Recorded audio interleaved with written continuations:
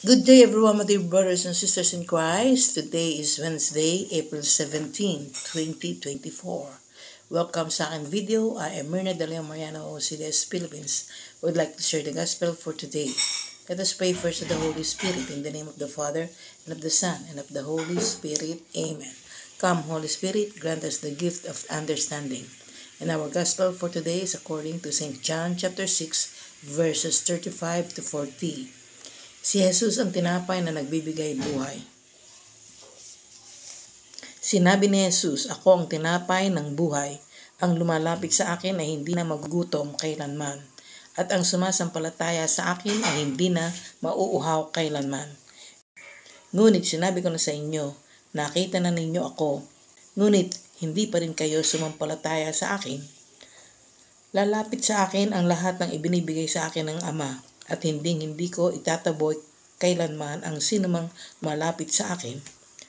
Ako'y bumaba mula sa langit, hindi upang gawin ang sarili kong kalooban, kundi ang kalooban niya na nagsugo sa akin. At ito ang kanyang kalooban, ang huwag kong hayaang mapahamak ang kahit sinuman sa mga ibinigay niya sa akin, kundi ang buhayin ko silang muli sa huling araw. Sapagkat ito ang kalooban ng aking Ama, ang lahat na nakakakita sa anak at sumasampalataya sa kanya ay magkaroon ng buhay na walang hanggan, at sila'y muli kong bubuhayin sa huling araw." Ang mabuting balita ng Panginoon. Pinupuri ka namin, Panginoon Jesucristo. Let us pause for a while and let us pray. Lord Jesus Christ, to save mankind, you stretch out your arms on the cross. Let our work be pleasing to you.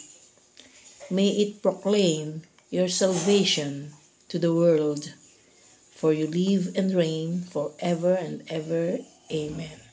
God bless us all in the name of the Father, and of the Son, and of the Holy Spirit. Amen.